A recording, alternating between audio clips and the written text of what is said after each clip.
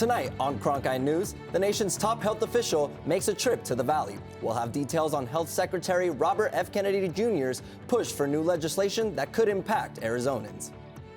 Plus, dozens of students in Arizona reportedly have had their visas revoked. We'll have new details on their cases coming up. And ASU Football Hall of Famer Eric Allen surprised by his former teammate. We'll tell you why. Good evening and welcome to Cronkite News. I'm Genaro Garcia. And I'm Caitlin Humphrey. Thank you for joining us. Arizona is in the spotlight again with lots of news related to President Trump's agenda. In fact, state lawmakers hosted 2 members of the administration's team. Cronkite News reporter Ari Wall will join us with the U.S. Border Czar's speech at the Capitol today. But first, U.S. Health and Human Services Secretary Robert F. Kennedy is here when Aria Nelson has more on why the top health administrator is in the Southwest. Kennedy held a press conference late this afternoon on his Make America Healthy Again tour. And it's something that state lawmakers are paying attention to. In fact, they voted on 2 bills right here that fit into this agenda just this morning. 2 bills passed out of the Senate earlier this morning. The bills in question are HB 2164, which prohibits ultra-processed foods from school lunches, and HB 2165, which prohibits people from purchasing soda with food stamps. HB 2164 passed with bipartisan support. However, HB 2165 passed 17-11, with plenty to say against and in support of the bill. Republicans argued that the bill is not overstepping any sort of freedom of choice and could benefit people who receive and use food stamps. It's perfectly reasonable to tell people how to spend money when it's part of a welfare benefit, especially when the prohibition promotes their health welfare. However, Democrats argued that the bill created classes of grocery shoppers and was too controlling. This bill unfairly targets low-income individuals and families. It sends a message that they're incapable of making their own decisions. It singles out SNAP recipients for scrutiny and control in a way that we do not impose on other consumers.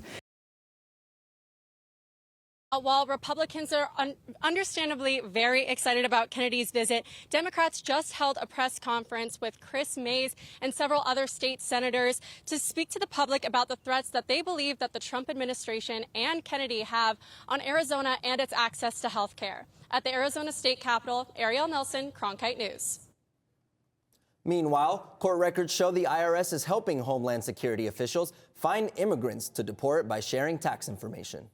This would be a drastic change to how the IRS handles sensitive taxpayer information. The 2 agencies have not begun to share information, but an agreement has been made according to a court filing on Monday. The agreement allows ICE to ask the IRS for information regarding individuals who are ordered to leave the country or individuals being investigated by ICE. But federal laws tightly regulate how the IRS handles taxpayer information, and top IRS officials warn this new agreement could be illegal.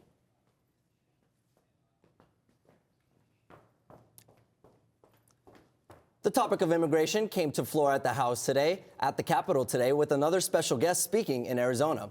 Ari Wall has more on a joint session of the Arizona legislature this afternoon.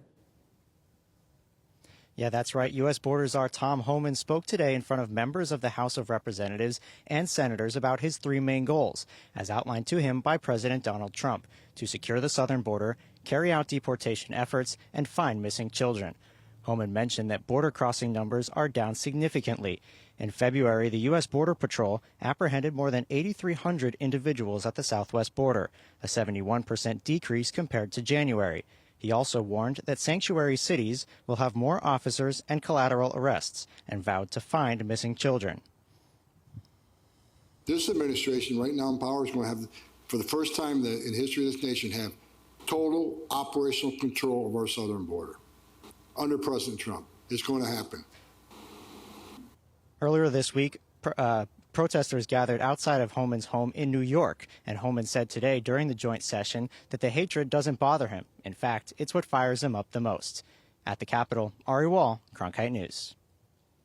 Several ASU students' visas have been revoked under the Trump administration, causing some students to become very upset because of the measure.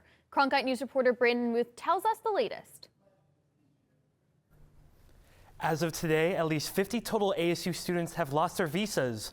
While the number keeps increasing, some students believe this is unfair and are looking for ways to prevent this. The visa revocation has caused several protests in different parts of the country, including Arizona. It's extremely disheartening. As an organization, we prioritize protecting students, especially international students who are from marginalized communities. The visas of several foreign students have been canceled as part of a broad crackdown by the Trump administration. Secretary of State Marco Rubio has called for stricter vetting of student visa applications. We gave you a visa to come and study and get a degree, not to become a social activist that tears up our university campuses. And if we've given you a visa and then you decide to do that, we're going to take it away. ASU officials have indicated to local media that the cancellation of the ASU students' visas are not in relation to pro-Palestinian activism. New Wind believes that the executive order targets students of color, with those having their visas revoked for allegedly being involved in a crime. No one should be deported for jaywalking. No one should be deported for speeding. I mean, you go on the highway and you see 100 people speeding every day. It's completely out of line with reality. Student organizations like ASU Students for Justice in Palestine and others around the country plan to spread awareness and protest these plans, advising students to not be afraid. In the newsroom, Brandon Muth, Cronkite News. Coming up next, a look at the rest of the national news headlines. Another wild day on the stock market. And we'll bring you a local twist on a sport gaining popularity across the country. This is like the new nightclub, and it's healthy. Like, we're not talking about alcohol. We're talking about people getting well, people having fun. Find out what's behind the twist on pickleball called Pickle and Chill. That's perfect on a hot Arizona day when we return. And will Arizona reach 100-degree temperatures for the first time in 2025? Find out that and more in your full forecast after the break.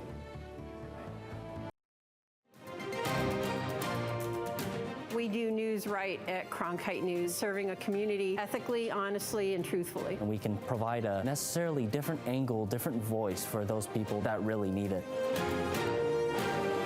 The students, they have a lot of passion for journalism. I get to do a lot of stories about the Hispanic community. And we have access to cover all of these sorts of events and get media coverage of all these different personalities and athletes, and that's just a huge thing. But it's also a chance for people here to be humanized. Individuals of all walks of life. Cronkite News will help take the next generation of journalists onto their next careers.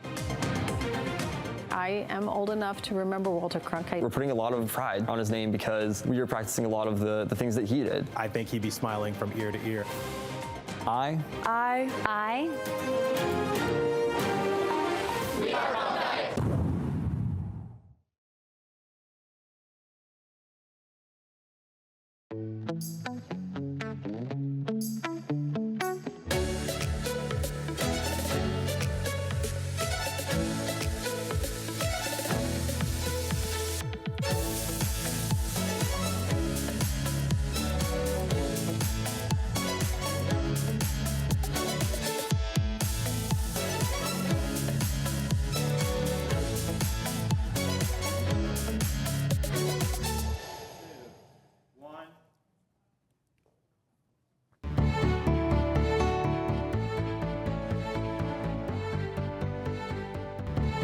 A brief rally on the stock market wasn't enough to stop stocks from continuing to fall today, sparked by investor fears of the impending tariffs.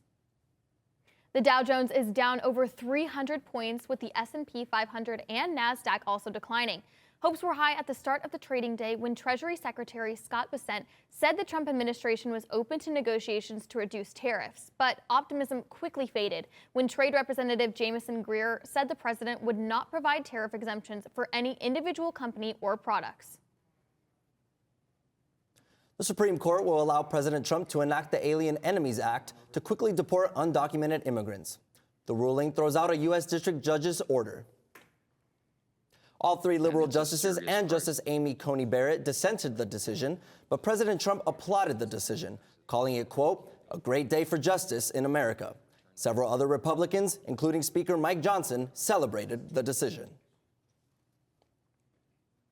And it's a serious crisis. We do applaud the ruling for the Supreme Court. The most important principle that came out of that is that they said that you can't go venue shopping for this. They're going to return that back to the court in Texas where it belonged, and I think that's a very important step. The Supreme Court has also blocked a motion from the courts to force the Trump administration to rehire probationary federal employees.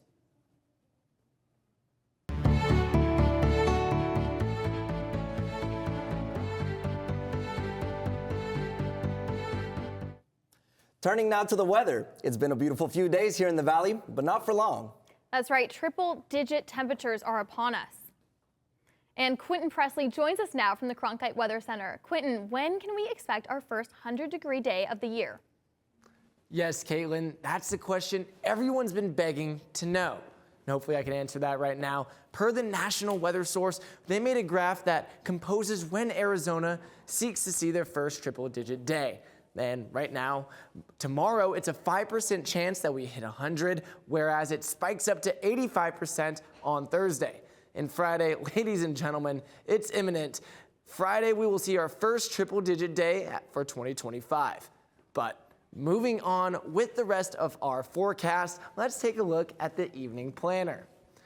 It's been cooler these past few weeks, but tonight's going to be a little bit different. It's about 87 degrees right now, and it's going to decrease slowly throughout the night, capping off at 79 at 10. But when the sun rises, what are the lows going to look like tomorrow morning? Well, I'll show you right here. 67 degrees in Phoenix, 54 up north in Page, and 59 degrees in Tucson down low. But sliding back in the warm realm, if it's not 100 tomorrow, it's going to be right there. 99 degrees in Yuma and 99 in Gila Bend. The whole central and southern part of the state right here is going to be scorching. But moving on and finishing off with our 8-day forecast, Wednesday, Thursday, Friday. Like I said, almost inevitable triple-digit weather on Friday. But as we head into the weekend, 92 and cloudy on Sunday. And as we head into next week, nothing but clear skies and mid-90-degree temps. Thank you all for tuning in. That's all for this one. I'm Quentin Presley, sending it back to the desk. Thanks, Quentin. Well, it sounds like perfect weather for a game of pickleball, which has been growing in popularity across the country. Scottsdale's also embracing the trend, but adding a twist. Cronkite News reporter Emily Schmier tells us more about what's called pickle and chill. Saturday mornings are seen as a time to rest, but in Scottsdale, it is seen as a time to get out of your comfort zone and push yourself in more ways than one. This is like the new nightclub, and it's healthy. Like, we're not talking about alcohol. We're talking about people getting well, people having fun, people meeting new people. It's become a new outlet. So that's why we want to be a part of this. Pickle and Chill started as a friendship. Co-founders Barrett and Wadon began playing pickleball together and wanted to discover a way to create a social hub for pickleball players. Holding weekday evening matches all the way to weekend tournaments, the Arizona community is coming together in a medium that has never been seen before. My buddy said it's called type 2 fun. So you might struggle in the moment doing yoga or taking a plunge, but the feelings and the effects that come after it are really solid. Beware of hot people looking cold, says Pickle and Chill's collaborating company Live Colder. Their mission is to spread the pillar of recovery to those in Arizona. From free massages to leg compressions and cryotherapy, there were endless ways for guests to recharge. My whole thing started with just wanting to help people and show them a different path than, hey, go to the gym 6 times a week. Hey, get your 15,000 steps. Oh, you can't have any sugar, no carbs, no fat. I was like, hey, we're supposed to enjoy life, and I thought cold plunging kind of introduced a new thing into the community. As the competition heated up, the players cooled down, with the losing team punishment being a cold plunge.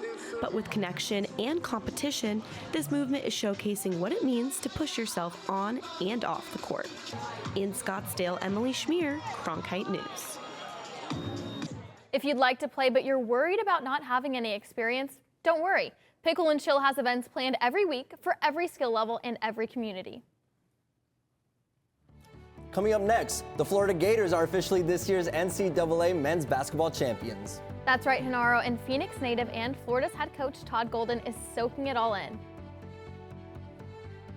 Our defense won us the game tonight. We got 9 straight stops at one point in the middle of the second half. Stay tuned after the break to learn more about their historic victory.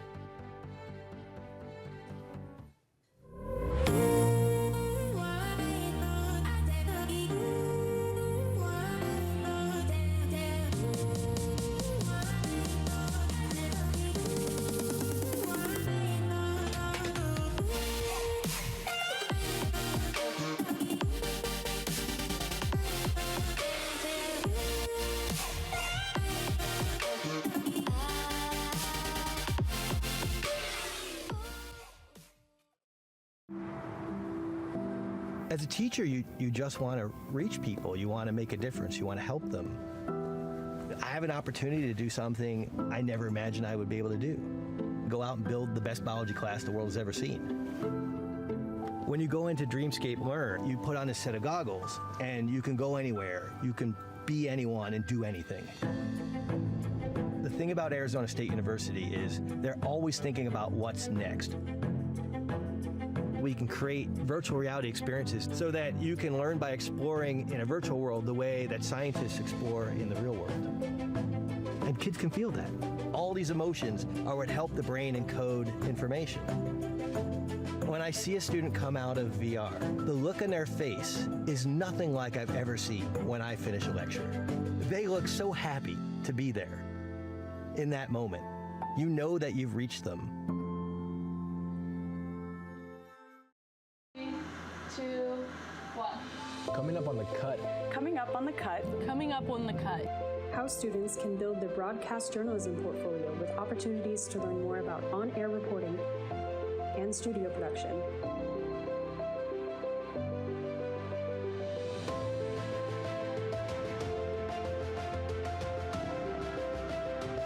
Be sure to follow us on Instagram at @thecut_network and on X at @CutASU.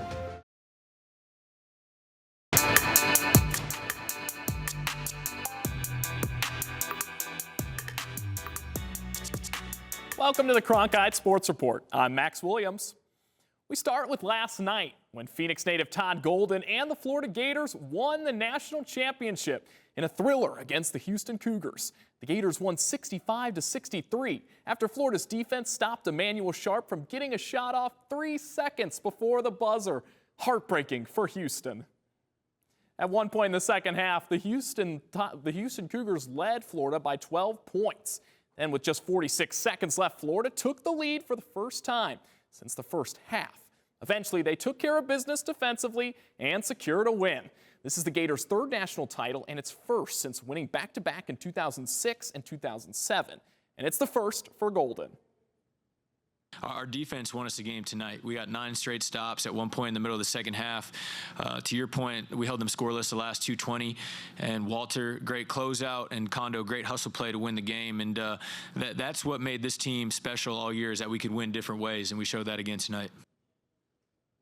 Moving to a more relaxing sport. The Masters tees off this week, and former ASU golfer Jon Rahm will try to win his second green jacket come Sunday. In 2023, Rahm became the 4th Spaniard to win the Masters.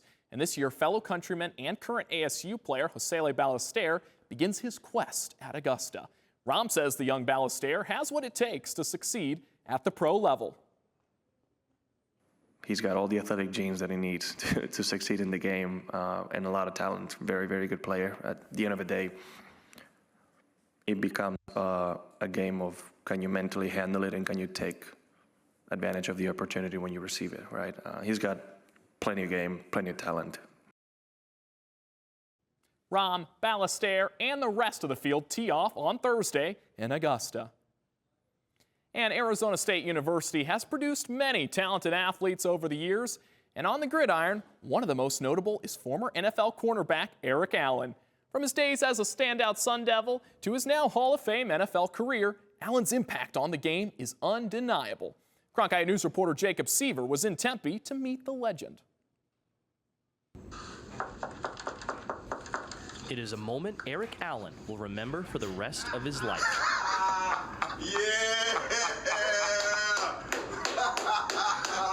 Former ASU teammate Randall McDaniel was there to deliver the news that Allen would be joining him in the Pro Football Hall of Fame. To do that for a teammate, do that for a great friend, like I said, I've been waiting to do that for a while since they started to knock at the door. Allen made a name for himself at Arizona State in the mid-1980s as a cornerback and leader of the Sun Devils defense. His speed, agility, and ability to read the game set him apart. Eric Allen was a given. He was a given at his position. He had no problems off the field. He was at practice. I don't know if Eric Allen ever missed a game in 3 years. In every way, if you could build a corner and build a football player, Eric Allen was that. During his time in Tempe, Allen was named an All-American And during his junior season, he helped ASU defeat Michigan in the Rose Bowl, a monumental moment for the program. His performance caught the attention of NFL scouts, and in 1988, he was drafted by the Philadelphia Eagles in the second round, the 30th pick overall. Eric was a guy that was very hungry to learn, and he was all in on anything you asked him to do. He just he wanted to do it the way you wanted it done. Though his NFL days are behind him, Eric Allen's time at Arizona State remains a key part of his Hall of Fame journey. In Tempe, Jacob Seaver, Cronkite News. Staying on the Sun Devil gridiron, spring practice continues for ASU football as they try to fix their main weakness from last season, their kicking game. Last season, the Sun Devils kickers struggled, going 11 for 20 in field goals. It got to the point where head coach Kenny Dillingham held open kicking tryouts for walk-ons in the middle of the season. This offseason, they looked to the transfer portal for an answer to this problem. The Sun Devils have brought in Jesus Gomez from Eastern Michigan. Couldn't be more fired up about him. He's hitting bombs out there, and I'm out there salivating and shedding tears. Ironically, Gomez was the kicker for Eastern Michigan when they defeated ASU in 2022. The next day, the team parted ways with head coach Herm Edwards. Now moving to the Suns open a 3-game homestand against the Warriors tonight.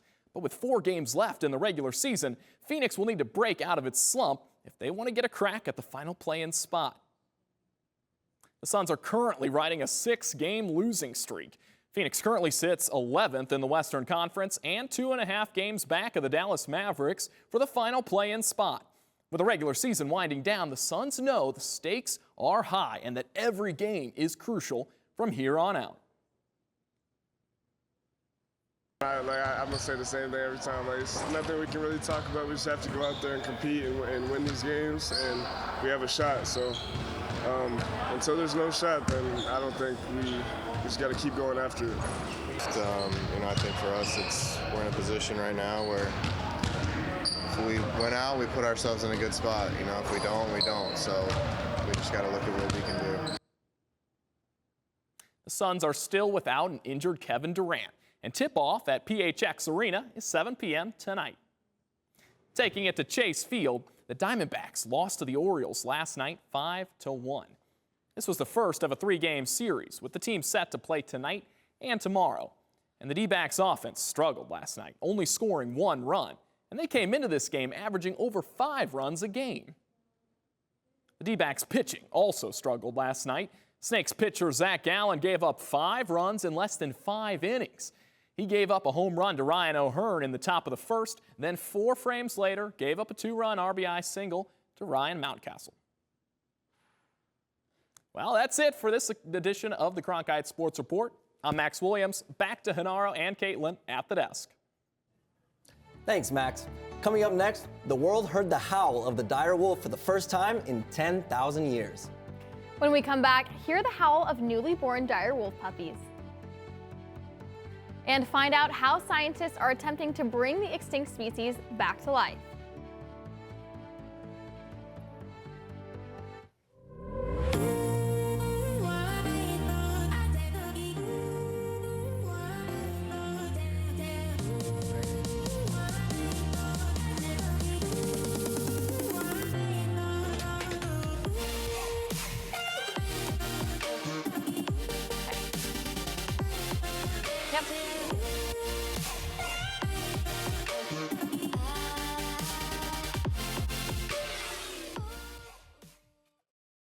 I grew up in a small border town, and water was really important to us. Without enough water, we can't farm, we can't eat, we can't live.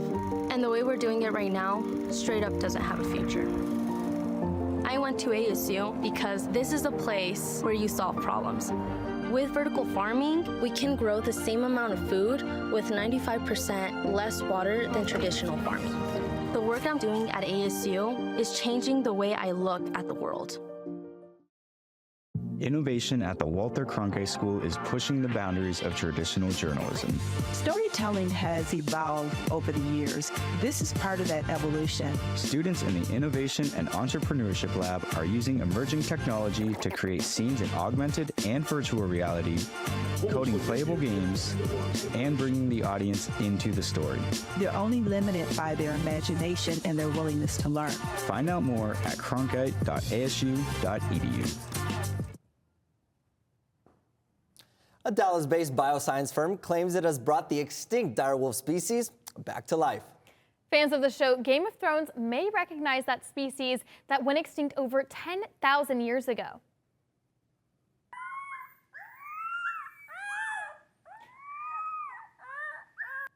These are two baby wolf pups that have been genetically modified with gene editing techniques and DNA extracted from fossils from between 11,000 and 70,000 years ago. So while experts claim there are not dire wolves, they have been genetically modified to look the part. Well, that's it for tonight's edition of Cronkite News. I'm Genaro Garcia. And I'm Caitlin Humphrey. Thank you for joining us. And to see top Arizona stories anytime, log on to cronkitenews.azpbs.org.